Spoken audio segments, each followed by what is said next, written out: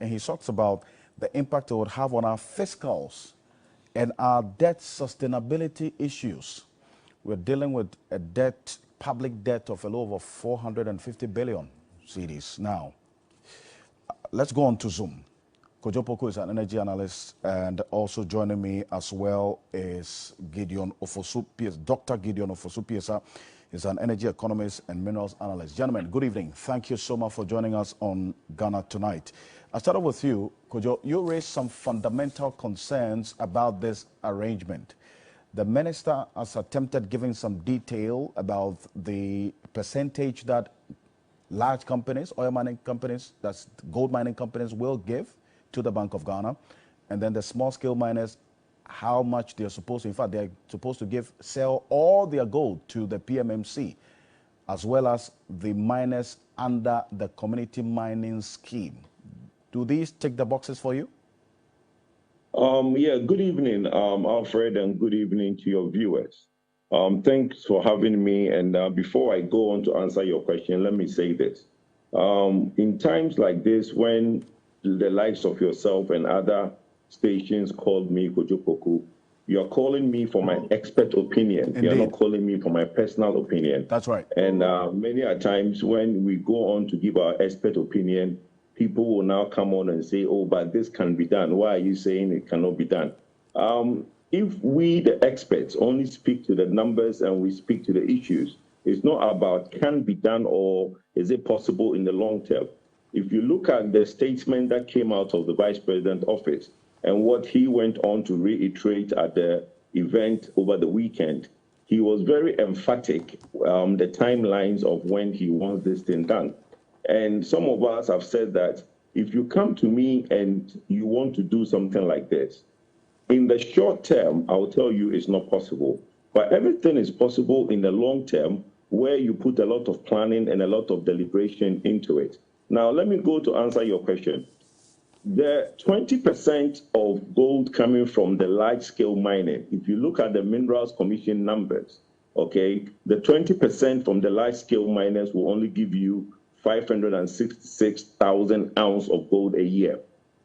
Then all the gold from the small-scale mining, according to the Mineral Commission documentation, will give you 1,264,000 ounce of gold a year. Add the two, you get yourself about 1.8 million ounce of gold. Okay?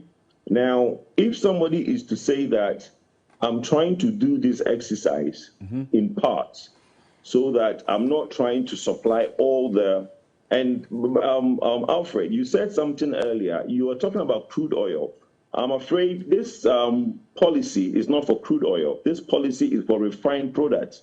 It's for petrol and diesel. So what they are looking to do is that when people now bring in petrol and diesel into the country, they will now pay the suppliers of the petrol and diesel with gold.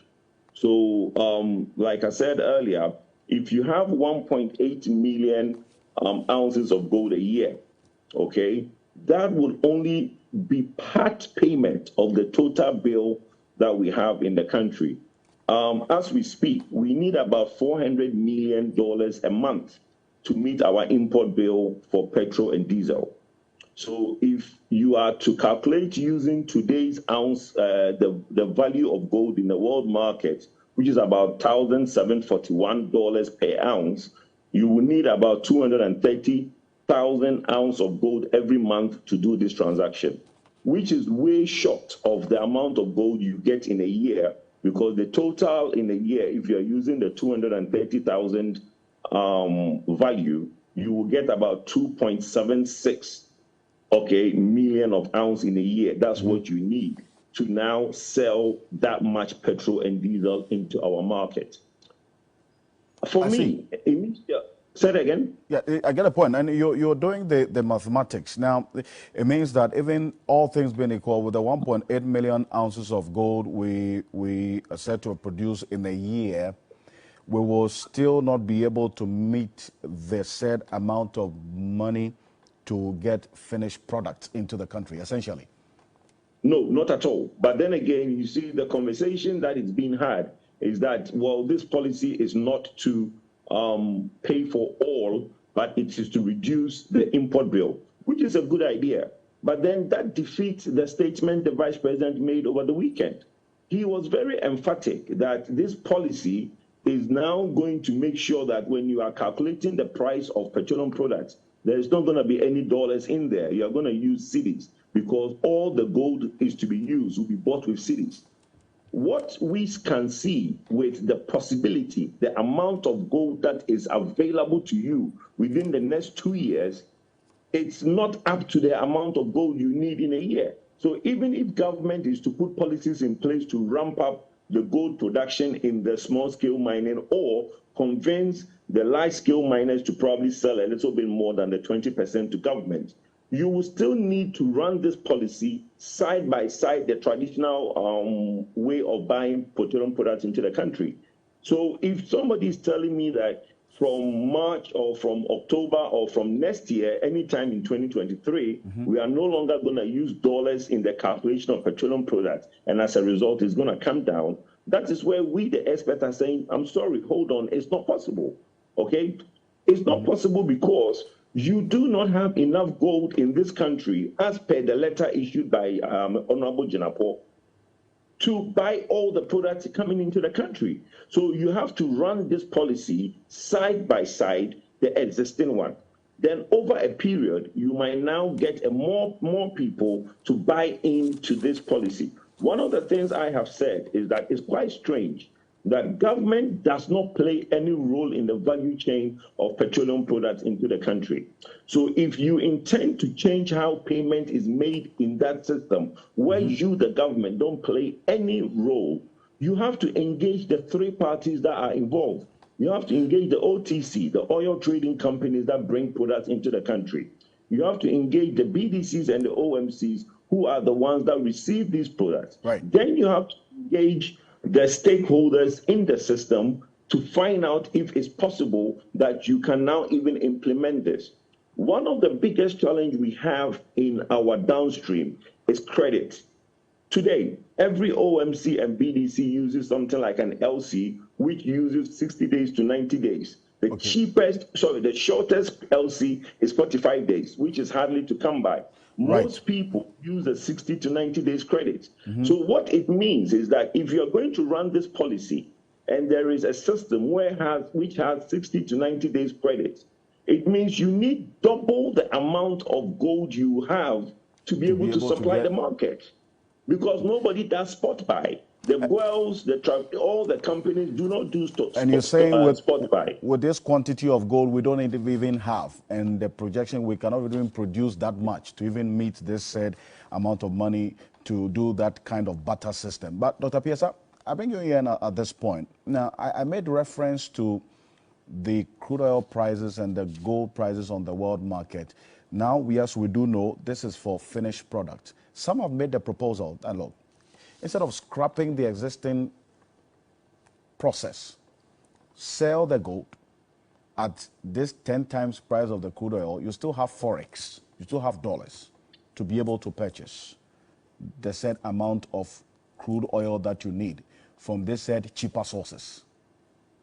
Dr. Piesa. Okay, thank you very much, and then good evening to your viewers. And then that is an excellent submission by Poku. So yes, I understand your point, but you realize that empirical evidence has stated that gold can act as an effective safe haven against extreme oil price movements, and then it is usually more reliable. Though usually crude oil prices usually move. Sorry, apologies. Prices. What happens is that it is not always the case. Generally, what happens is that when crude oil price increases, what happens is that, refined products are from crude oil, and then it feeds into the production of gold. So that also serves as a price build-up into the prices of gold. So that thing has happened, but the studies do show that gold usually acts as an effective safe haven against extreme oil price movement, and then it is more reliable. That is probably the reason why the idea is for gold. Now, one of the things that I would want to say, in addition to what Kwadwo has said, is that, you know, the small-scale miners, the statement is saying that all those who mine from community mining are to sell everything to all the gold that they mine to PMMC. Yes, all the gold that they mine to the PMMC. And then there is a section of the artisanal and small-scale miners who are not part of the community mining. Now, this is what happened. Those who produce from these small-scale mines usually would sell to either the PMMC or will sell to their financiers. Most often, they sell to their financiers because they do not receive any form of financing into their business from anywhere. Right. There is no form of finance for them because the financial institutions do think that their sector is very risky. They do not have enough geological data, and then it is more of a try and error kind of thing. Now, government policy in that area is also uncertain, so they are very, very careful in investing in that. So most often than not, there are people who do finance their business that they call sponsors. Some may be political elites, some will be traditional leaders, some are even foreigners who are in the Emirates, in other African countries, who bring in money so that they can use in doing their business. Now, when they bring in the money, what happens is that most often than not, these gold, their produce would have to be given to them. And then when their produce are given to them, a significant portion do not go through our legal processes or our legal borders to export. That is what they do is that they would want to smuggle and then so that they can profit from that. So what is going to happen is that for the guarantee that we have that these small-scale miners are even going to sell their produce to the PMMC is something which is questionable, because what is happening now, most of them do not even sell to the PMMC. They sell to their financiers, and then the financiers are those that I have mentioned. So that is something that we need to look out for. Now, the other part too is the potential impact on the BDCs, OMCs, and then OTCs in the petroleum downstream sector. If we do not take care, we might risk crowding out the private sector. Because if government wants to trade gold for oil, then how is government going to do that? Is government going to work with, let's say, Go Energy? If government is going to work with Go Energy, what happens to the other private BDCs and then their business? If government is going to work with Go Energy and then Go Energy is going to work with Gov't, right, then what is the plan? Is it the idea that Gov't is going to price comparatively lower to drive down market prices? What happened to the other private OMCs? So this is a discussion that needs to be had because of the potential adverse impact on businesses in the petroleum downstream sector too. Very, very important point you make about how the private sector is going to be impacted in all of this. Could you finally, before I let you go, the likes of the Chamber of Mines say they have not been engaged so far about this. A statement attributed to Dr. Min Adam, a Deputy Energy Minister, said that they have already engaged a number of stakeholders, those in the oil industry. I'm sure you haven't been engaged as yet. But they are also talking to oil suppliers, those who supply petroleum products to the BDCs in the country. Those are the ones that the government is engaging. That's the kind of route they intend to take. How is this going to play out without necessarily creating other bottlenecks which could work to our disadvantage in this process? Well, from my experience in the civil society space, I think government always need policy credibility. Policy credibility is very key because you can count on your one hand the policies that government have said they will do, that civil society have come out to say that it's not possible, it's not going to happen, that has happened. There's none. I don't even think you can come out with any. I don't know, Alfred, if you remember any policy. Government said they were going to do a JAPA. Civil society said it wasn't going to be possible. A JAPA was not done. GMPC said they were going to do a care. We said it wasn't possible to do it, and they couldn't do a care. PDS, we said it wasn't going to last. It did not last. There's a lot. We in the civil society have a track record of analyzing government policy and telling government that if you do not do extensive and proper engagement, this policy will not work. And they don't listen and they go ahead. And this seems to be one of those policies. I don't know who in the energy sector that Dr. Amin Hunter says they've engaged, but I can assure you that they've not engaged anyone within our space, within the civil society space, those that I speak to, and I speak to quite a number of them, and none of them have been engaged. Even the BDCs and the OMCs have not been engaged. From my little investigation that I've done, it was an initial discussion at the MPA level, and nobody knows why it ended up on the Facebook page of the Vice President. But look, let me make one important point. We have heard of the government policy of Bank of Ghana having to keep reserves. Again, in the weekend speech made by the Vice President, he said that he found out that we only have 8 tons of gold in our reserves, and some countries have multiple tons of gold reserves. Indeed. By this gold for oil policy that they want to do, we will end up having none in our reserve. Because if you want Bank of Ghana to buy gold and keep the gold as a reserve to strengthen our city, and you are going to embark on a policy that actually ships your gold out to somebody for oil, how are you going to get any reserves?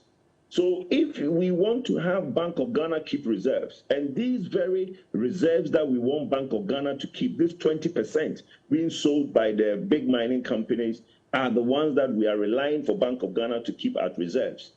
So by we saying that we are going to pay, if somebody brings a ship of petrol onto the Tema port, we now give the person a bag of gold or ship them a crate of gold to go to their country. If we are to do that, then we don't have enough. So then the 8 tons of gold that the Vice President found out that was at the Bank of Ghana, by the end of this policy in the first year, we will have no gold in the Bank of Ghana reserves. I think this thing should be well thought through.